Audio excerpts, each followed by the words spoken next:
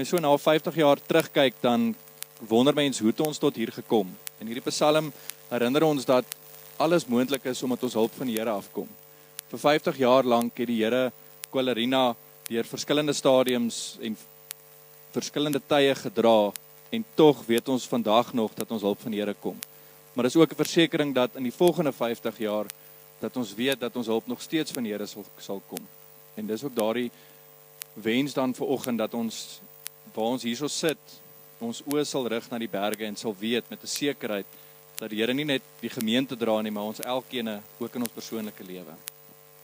Genade en vrede van die Vader, Seun en Heilige Gees. Amen. Ek weet nie wie dit gesê nie, maar hulle het gesê, ons almal het 'n opdrag om te preek, en as dit nodig is, gebruik woorde. En ek dink hierdie video is 'n preek op sy eie, deur iemand wat aangeraak is deur die Here en deur Jesus om werklik liefde, nie net vir God te hê nie, maar ook vir jou naaste mens. En dis juist ook waarby Henkele vanoggend gevra het ek moet stil staan. Maar dit is moeilik om na so 'n preek in woorde ook iets te moet sê. Toe Henkele my genooi het, was ek baie dankbaar, en toe hy vir my sê waaroor ek moet preek, toe is ek minder dankbaar. Ek het hoop hy sê vir my, daarom hier is 'n tema, of hier is iets wat ek moet doen. Hy sê net, preek oor Jesus. En dit is nou nogal wyd. Ek wil ons uitnooi om vanoggend by Johannes 6 stil te staan. Dis een van die min verhale van Jesus wat in al 4 evangelies opgeskryf is. En ons gaan Johannes 6 van vers 1 af saam lees, maar voordat ons dit doen, kom ons sluit ons oë. Vader, dankie vir die voorreg wat ons het om vanoggend in U teenwoordigheid te kan kom stil raak. Dankie dat U ons elkeen op ons naam ken, ons geroep het, en dat ons nie toevallig hier is nie, maar dat U 'n afspraak met ons het. Ek wil vanoggend vra, Here, dat U deur die woord ons ook sal kom voed, dat U ons geestelik sal gee wat ons nodig het, en dat ons hier sal weggaan, aangeraak deur die woord, om te gaan doen, te gaan leef, soos wat U vir ons gewys het. Amen. In Johannes 6 vers 1 kry ons die baie bekende verhaal van die vermeerdering van die brood, en ek lees daarvan vers 1 af saam. Hierna het Jesus na die oorkant van die see van Galilea toe gegaan, wat ook die see van Tiberias genoem word. 'n Groot klomp mense het agter hom aangekom, omdat hulle die wondertekens gesien het wat hy aan die siekes gedoen het. Jesus het toe teen die berg opgegaan en met sy disippels daar gaan sit. Die Paasfees van die Jode was naby. Toe Jesus rondkyk en sien dat 'n groot klomp mense na hom toe aankom, sê hy vir Filippus, waar kan ons brood gaan koop omdat die mense kan eet? Dit het hy nie net gesê om hom te proef te stel nie, want hy het self geweet wat hy gaan doen. Filippus antwoord hom toe, 200 mense se dagloon is nie eens genoeg om elkeen van hulle 'n stukkie brood te laat kry nie. 'n Ander disipel, Andreas, die broer van Simon Petrus, sê toe vir hom, hier is 'n seentjie met 5 garsbrode en 2 visse, maar wat is dit vir so baie mense? Toe sê Jesus, laat die mense gaan sit. Daar was baie gras op daardie plek en die mense het gaan sit. Die mans alleen was omtrent 5000. Daarna het Jesus die brood geneem, God daarvoor gedank en dit uitgedeel aan die mense wat daar gesit het. En net so ook soveel van die vis as wat hulle wou hê. Nadat die mense versadig was, sê hy vir sy disippels, maak die stukke bymekaar wat oorgebly het, sodat daar niks verlore gaan nie. Hulle het dit toe bymekaar gemaak. Daar was 12 mandjies vol met die stukke wat van die 5 garsbrode oorgebly het, nadat die mense klaar geëet het. Toe die mense die wonderteken sien wat Jesus gedoen het, het hulle gesê, hy is werklik die profeet, die een wat na die wêreld toe moes kom. Ons lees net tot sover. Hierdie verhaal ken ons almal, en ek seker uit ons kinderkerk daar onthou ons, ek weet nie of julle die marshmallow vissies onthou. Elke jaar as ons hierdie les het, dan het ons marshmallow vissies gekry en 'n broodjie om hierdie storie te herdenk. Maar ek wil ons vanoggend uitnooi om onsself in die disippels se voete in te sit. In al 4 die evangelies kry ons hierdie verhaal, maar Johannes gee vir ons 'n bietjie meer inligting oor wat aan die disippels aangaan. Ons lees hierso dat Jesus klaar geweet het wat hy gaan doen, maar hy toets die disippels deur vir hulle te vra, maar hoe gaan ons vir hierdie mense brood gee? En dan sien ons hierdie bekende verhaal wat uitspeel, waar Filippus en Andreas amper die mekaar en bekommerd is om te sê, maar Jesus wil hê ons moet hierdie mense voed, maar hoe gaan ons dit enigsins kan doen? Ons het niks nie. Ons het tussen ons almal 200 dagloon. Dit gaan nie eens genoeg wees om brood vir almal te gee nie. Maar ek wil jou uitnooi om ook na Jesus te kyk. Hoe hy opgetree het in hierdie omstandighede. Ons lees in Matteus dat toe Jesus na die mense gekyk het, het hy hulle innig jammer gekry. Die Griekse woord wat daar gebruik word is 'n beweging van jou ingewande wat 'n meegevoel vir jou medemens is. So hy het hulle diep tot in sy binneste jammer gekry. En dan tree Jesus uit daardie plek uit op. Die eerste ding wat Jesus doen is dat hy hierdie mense werklik raak gesien het en vir hulle omgegee het. Na 50 jaar is dit maklik vir 'n kerk om nie meer die mense om ons raak te sien nie. Is dit maklik om te kyk wie is hierso, wat se programme werk en net op hulle te fokus. Maar Jesus kyk op na die berge, na die heuwels rondom hom en hy sien hierdie mense en hulle honger sien hy raak. En 50 jaar terug dink ek dis dieselfde kyk wat die mense gehad het wat hierdie gemeente gestig het. Hulle het om hulle gekyk en hulle het 'n honger raak gesien, nie 'n fisiese honger dalk, maar 'n geestelike honger. 'n Honger aan gemeenskap, 'n honger aan verhoudings, 'n honger om iewester te behoort. En daarom is Qualerina begin.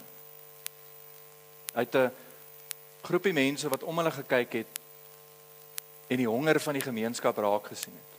En die vraag vanoggend is of ons na 50 jaar nog steeds rondkyk en die honger van mense raak sien.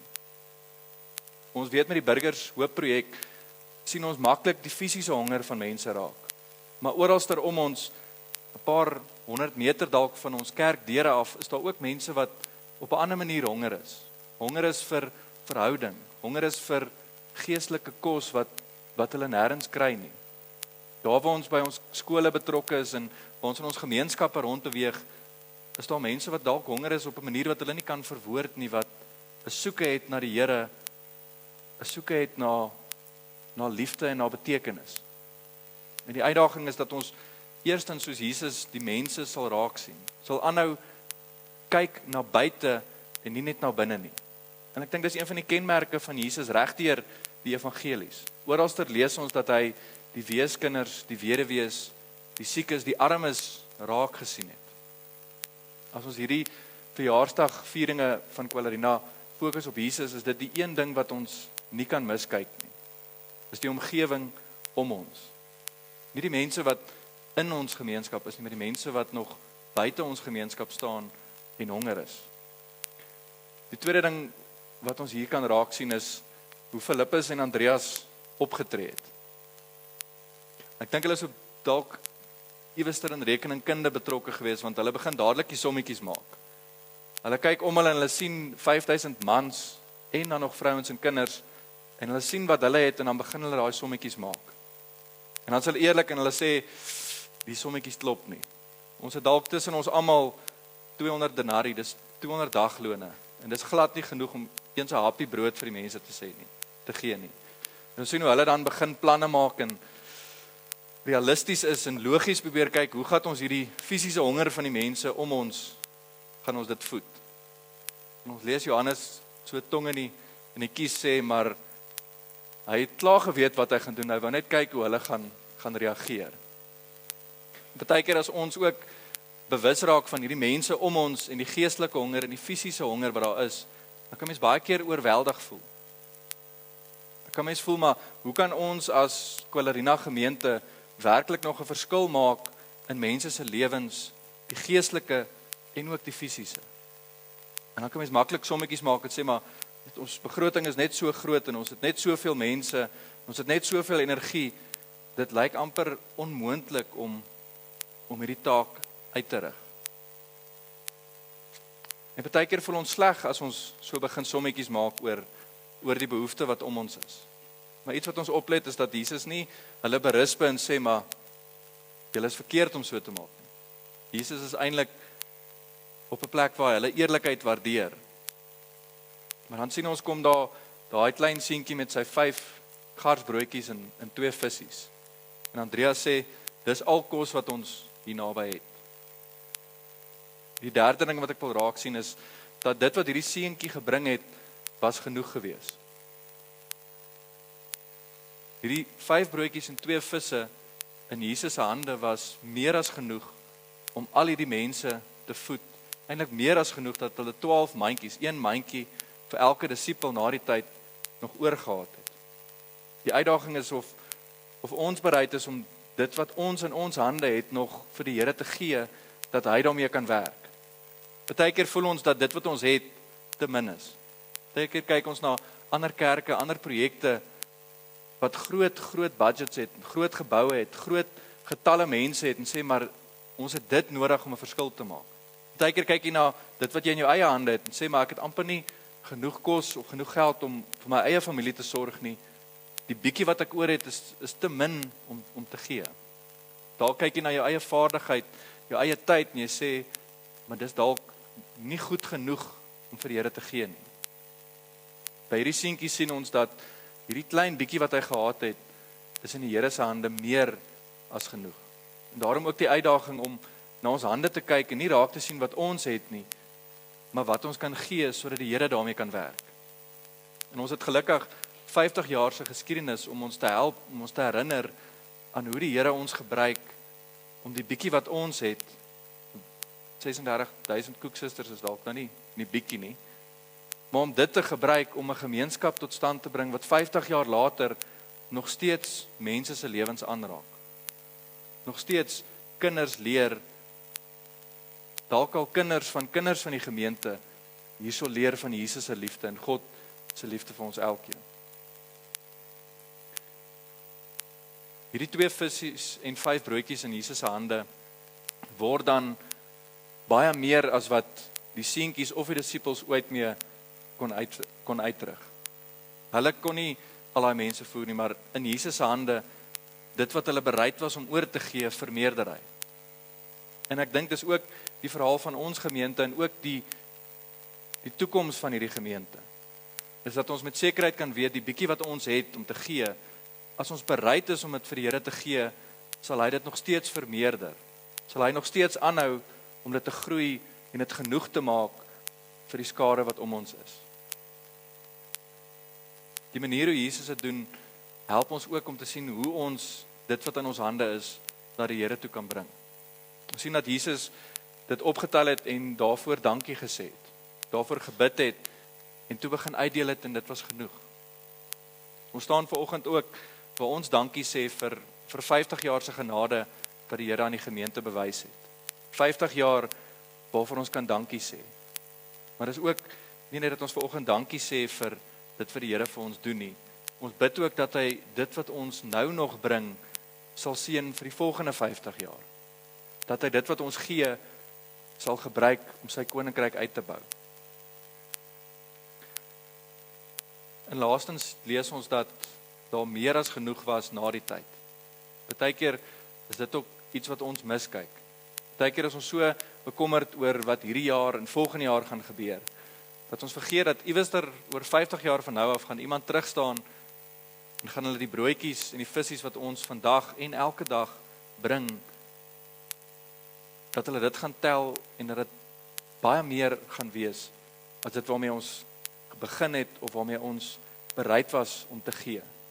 Dat omdat ons getrou is, omdat ons bereid is om dit oor te gee, dat ons dit kan vier want die Here vermeerder dit. Dis die Here wat dit vermeerder, nie ons nie. So dis eintlik 'n uitnodiging om vanoggend as ons weer dankie sê, ook weer onsself uit te nooi en te sê, is ons bereid om dit wat in ons hande is, in die Here se hande te sit. Is ons bewus van sy genade oor die volgende 50 jaar en vertrou ons ook daardie genade vir die volgende 50 jaar. Is ons bereid om al voel ons dis te min tyd, te min fisiese goed wat ons bydra, dat ons dit nog steeds vir die Here sal gee, want in sy hande word dit meer as genoeg. Hierdie verhaal van Jesus is dalk een van my gunsteling verhale, want die klein seentjie wat eintlik die ster in die verhaal is nie, en een van die groot karakters is, sy naam ken ons nie eens nie. Dis 'n klein daad van gehoorsaamheid waar hy dalk sy kosblik opgegee het vir die Here om iets daarmee te doen. Maar tog het hierdie seentjie sonder 'n naam 'n groot uitwerking gehad, omdat hy bereid was om dit wat hy het in die Here se hande te sit. En so het ons elkeen ook dalk nie 'n naam of 'n bekende storie oor dit wat ons doen nie. Maar is so 'n klein daad van getrouheid, om dit wat jy het vir die Here te bring, in sy hande meer as genoeg. Ek wil ons uitnooi as Quellarina gemeente om vandag dankbaar te wees, maar ook optimisties te wees oor die toekoms, oor die volgende 50 jaar, omdat ons bereid is om aanhoudend dit wat ons het in sy hande te sit. Die beeld wat vandag ook onthul word, is iets van hierdie herinnering, om dit wat ons het in sy hande te sit, want in Jesus se hande word nie net die fisiese honger nie, maar ook die geestelike honger, die honger na verhoudings, die honger na vergifnis, die honger na betekenis, word dit alles vir ons gestil. Is dit wat hy vir ons gee genoeg, en is dit eintlik nog oorvloedig? Amen.